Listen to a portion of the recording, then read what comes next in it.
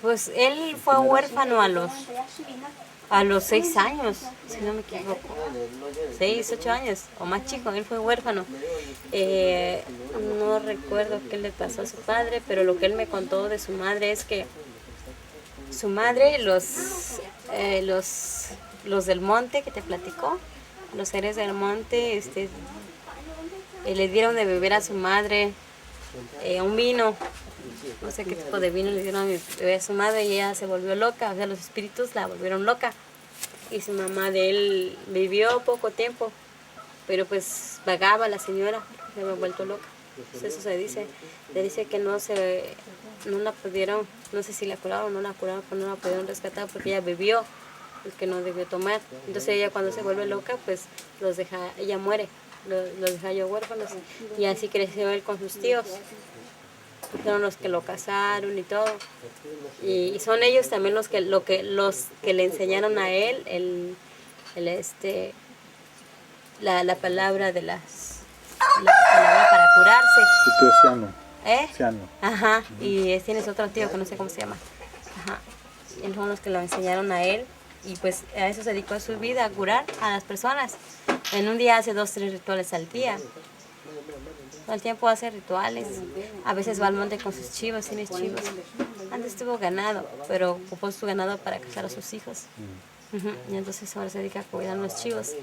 Hace como 3 años tenía como 3 chivos, creo que todavía los llevaba al monte, pero ahorita todavía no sé si tenga o ya no tenga, pero lo que sí sigue siendo su ritual, va a su milpa y siembra su flor. Esta vez me dijo que sembró su flor allá arriba y va por su flor. O sea, tiene una vida normal. Es como que el señor siembra, trabaja, sale, dice autoridad. Antes era autoridad, ahorita ya está grande. Ajá. Y ya nada más su único trabajo, de hecho ya no lo toman como autoridad en el sentido que él dedica su vida al Señor de la Lluvia, entonces su trabajo es al Señor de la Lluvia. Él sabe si va o no va, pero cada año se espera que él vaya. Ese es su trabajo. O sea, si tienes una virtud o un trabajo o algo que te gusta hacer dentro de la comunidad, le dices que quieres hacer eso y ya no te dan otro cargo más que ese. Y don Marcelino dijo que él quería hacer los rituales y le dejaron los rituales a él. Que sabe que él cada año él lo va a hacer, él lo va a hacer. Ajá. Nandoku kundoku mitutun yuvi, komitutun tiayo, komitutun ko, komitutun yashindo. Yuni nindito, yuni tiaku. Nandoku na yuvi, nandukun na tiayo, nandukun na ko, nandukun na yashindo. Nandukun na ita, nandukun na yuku. Mira tata patrón Samacos. Namindo dika bicholencho, dika bicolexiano. Dika Viko Manu, Dika Viko Nancio, Rayo Kura Shini Yubi, Rayo Kura Shini Yayu, Rayo Kura Shini Yiko, Rayo Kura Shini Yashin, Tianika ya hace Nasana, ya hace eso, ya hace común. No es por enaltecer la cultura no indígena, pero en el idioma de cada individuo tiene un lenguaje más fuerte en conexión con la naturaleza que el español. O sea, es a hacer referencias que yo llamo a un animal por el sonido que él hace. Yo no lo llamo por el nombre científico o por nombre, o sea, no. O yo llamo las cosas por la forma en que curan.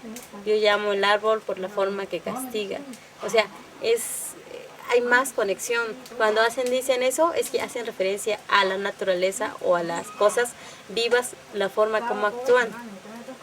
No llamo a las cosas solo porque así debe llamarse. Entonces es difícil hacer una conexión de las palabras del español a la lengua materna. Yo siento que es más, se une más, se consolida más en la naturaleza. Y siento que es la forma de los rituales, como es en la lengua indígena, la naturaleza habla ese lenguaje. Entonces yo siento que si yo hablo de mis hijos, yo siento que soy más conectada a la naturaleza porque yo sé que así me entiende, que es su naturaleza. O sea, no le puedo decir a las cosas, llamarlas de un nombre científico u otro porque yo sé que ella no me entiende ese nombre. O sea, quizás así las llamamos porque nuestro pensamiento está conectado a que ella está viva, a que todo está vivo. Nosotros tenemos sentido de que la piedra está viva, que el árbol está vivo, que el viento es un señor. O sea, igual alguien va a decir, ay, ¿cómo hacer ese viento un señor si nada más pasa y punto? Pero no, nuestras abuelas antes ellas hablaban con el viento y se perdió ese conocimiento. O sea, hubo una fractura con el cambio de visiones y todo. O sea, se rompe es una línea tan frágil que al momento que se quiebra nosotros desconocemos ese lenguaje. Porque hay ese lenguaje. Hasta porque quiero cazar un venado, puedo llamarlo y él llega. O sea, no lo voy a ir a matar y buscar y andar dando tiros por todos lados. No, yo puedo llamarlo con un lenguaje y él venir hacia mí. O sea, hay cosas que la naturaleza entiende, escucha y llama. Entonces son cosas que habría que aprenderse. Así que ellos pudieron haber registrado y aprendido.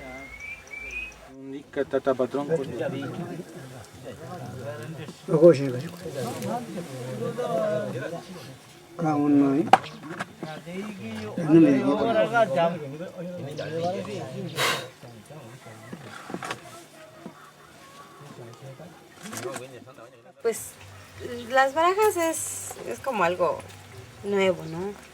Porque lo anterior, que todavía algunos señores lo saben, es el movimiento de las manos, ¿no? La energía de las manos. A través de eso pueden decirte qué pasa, ¿no? Y ya lo más nuevo, lo más... considero yo que las barajas sería lo más fácil de aprender por ya las figuras ya las tiene y me imagino que haces conexión con las imágenes que tiene. Pero el de las manos ha de ser lo más difícil, de cómo saberlo a través de las manos, ¿no? Y no lo estás viendo, sino la energía de las manos. Y eso pues sería lo más difícil para mí. Y sí, es la forma de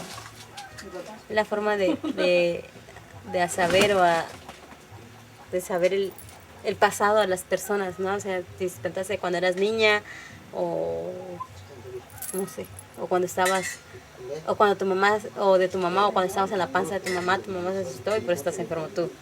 Entonces se puede saber eso. Eso y ese es el sentido que tiene. Sí, diagnosticar.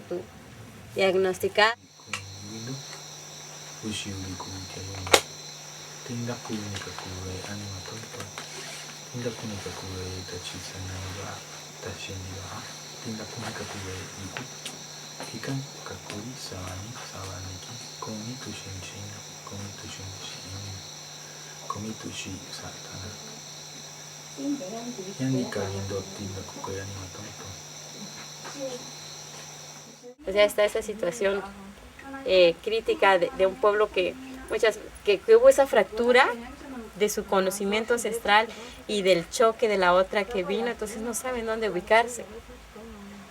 O sea, hay dentro de esos países muy pocos pueblos que quedan, que se unen, que tal vez están unidos a lo que son, a su ombligo, que es la tierra, ¿no? Están unidos, pero hay otros que ya están separados, como la ciudad, ¿no? O sea, se van más allá, se van más a la moda, se van más a los cambios. O sea, ya es otra cosa, pues ya es de pensar en que me voy a ver igual que los gringos o la moda en París o no sé. Y en cambio acá no, o sea, se cree que tengo que usar los huipiles en telar porque yo sé que cuando me muera mi ropa va a florear cuando yo muera y el colibrí va a venir a mí. O sea, te pones una ropa en vida porque tu cerebro está pensando cuando yo me muera mi ropa va a florear. Por eso deben ser colores vivos para que cuando esté muerta esto floree y llame la atención a las aves y vengan hacia mí. O sea, la visión es distinta.